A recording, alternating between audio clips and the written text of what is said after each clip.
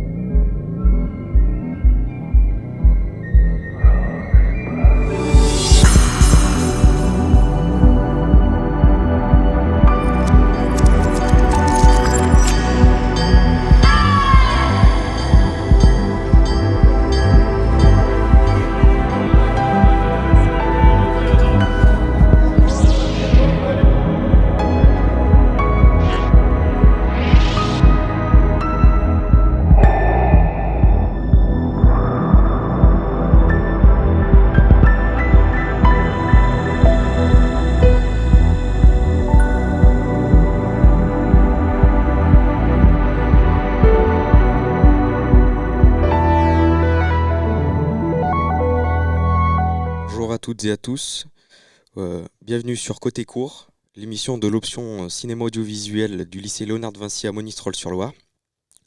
Aujourd'hui nous sommes en compagnie de la réalisatrice Ingrid Chikawi qui a réalisé 3 grains de gros sel et aussi de l'actrice principale de ce court-métrage, Manu Flétou. Donc pour commencer, nous allons voir un extrait d'1 minute de ce court-métrage. Qui a à manger? Dans mon oreille, dans le tout, dans ma main, ou dans mon biberon, ou dans ma bouche, ou dans mes yeux. Comme vous voulez, ou dans mon nez, ou dans mon cœur, où vous voulez, mais pas quand il vous plaît. Dans mon œil, tiens. Vous avez vu un grand kéké? Non, par contre, nous... Non, non.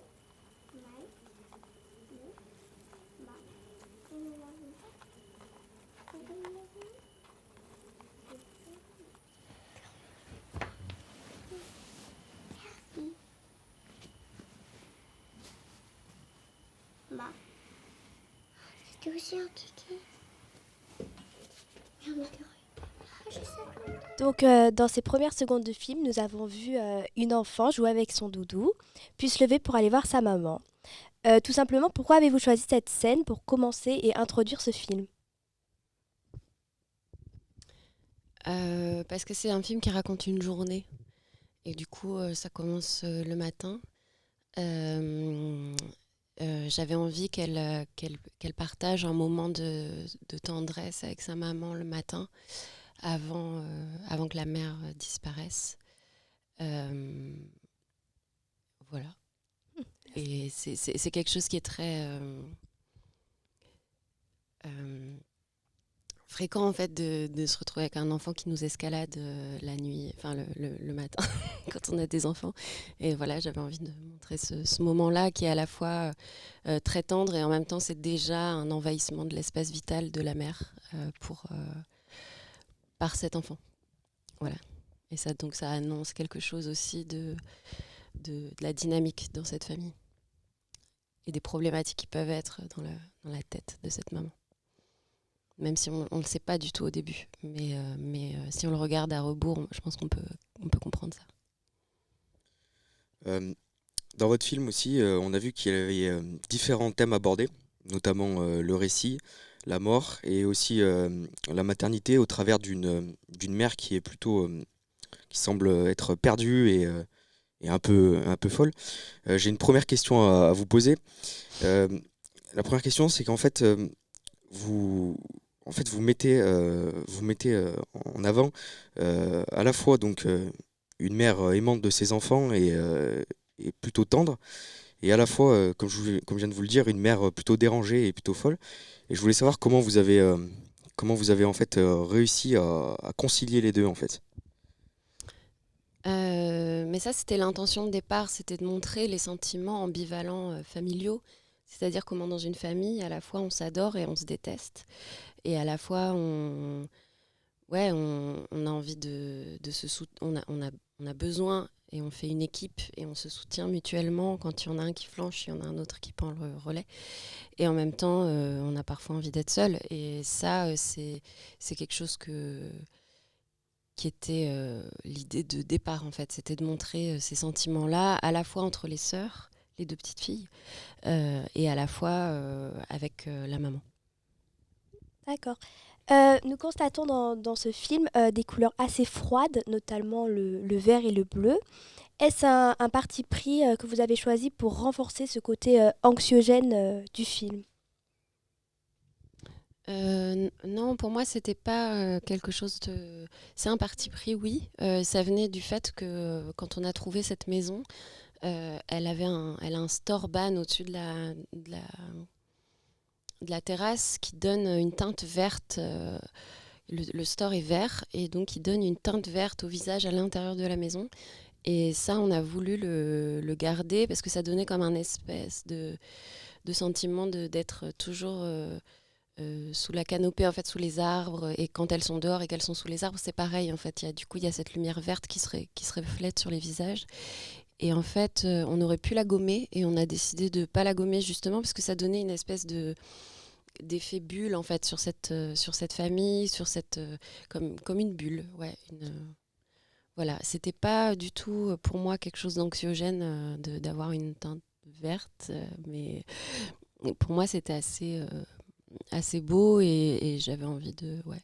Après, en fait, on a travaillé chaque séquence et chaque décor comme de façon assez monochrome en fait. Dans la cuisine, il y avait ces carreaux jaunes et donc du coup on a amplifié ça avec le choix des rideaux. On a mis aussi le jaune et le vert dans la chambre avec le choix des textiles qu'on mettait sur le lit, etc. Donc on a quand même travaillé sur les harmonies de couleurs dans la maison et à l'extérieur. Et en effet, le vert était assez présent parce que c'était c'était la couleur du film un petit peu. Maintenant, j'ai une question pour vous. Est-ce que c'était plutôt difficile de jouer votre personnage? Parce qu'il me semble qu'il n'est quand même pas simple à jouer et à réaliser. Et je voulais savoir aussi si c'était pas aussi trop compliqué de jouer avec des enfants. Euh, chaque personnage a son défi et celui-ci me faisait un peu peur parce qu'il est sur un fil de rasoir qui est pas facile à saisir. Mais là où pour moi j'ai eu beaucoup de chance, c'est la manière de travailler avec Ingrid qui a été incroyable dans le sens où je lui ai fait confiance pour elle réussir au montage à doser justement cette folie de personnage. Donc on a travaillé de la manière suivante, c'est-à-dire que tu fais plusieurs prises quand tu tournes un film. Première prise, on partait sur quelque chose d'assez neutre, et après on partait graduellement dans les émotions de plus en plus fort, de plus en plus fort. Et c'est elle qui a pu faire son choix à l'issue du tournage, pendant le montage, de comment construire ce personnage avec son fil de rasoir, etc. Après, pour les enfants, c'est une catégorie de créatures. Il faut s'y adapter, quoi.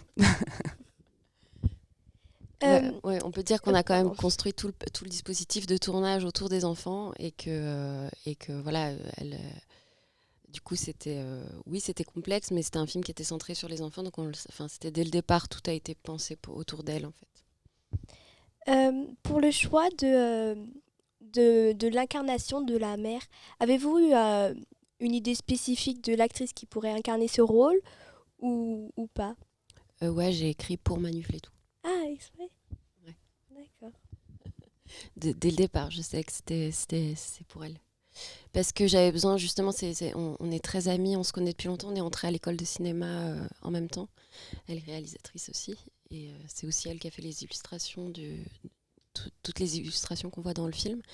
Et du coup, moi j'avais besoin, c'est une histoire qui est très intime aussi pour moi, et j'avais besoin de quelqu'un en qui justement je pouvais avoir entière confiance sur la façon dont on allait pouvoir travailler, se comprendre.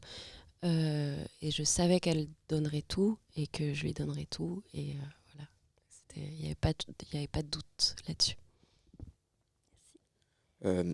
D'autre part, on pense avoir perçu plusieurs passages marquants dans votre court-métrage. Le premier, c'est quand la grande sœur annonce à la petite qu'elle va sans doute mourir, en quelque sorte que son temps est compté. Donc là, on voit qu'il y a clairement la mort dans le récit. Et l'autre passage, c'est quand la mère en fait pointe avec son arc sa fille. En fait, concrètement, comment vous avez réussi à créer cet effet de mort imminente tout au long du film? C'est de l'écriture. C'était l'idée de ces petites filles qui jouent avec l'idée de la mort jusqu'à ce que la mort arrive pour de vrai, en fait, et de les confronter à un moment à une vraie menace de mort. Ça, c'était un petit peu le point de départ du scénario, en fait. C'était qu'il fallait qu'à un moment, cette menace, elle arrive d'une autre manière que celle qui est annoncée au début du film. Et voilà, ça parle des stratégies inconscientes, en fait, des enfants pour grandir dans un milieu instable. Et du coup, ce fait de faire un jeu de la mort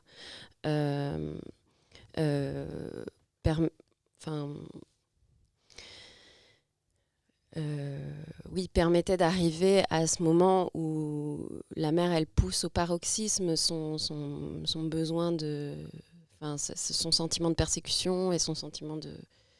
voilà. Je ne sais pas si je suis très claire.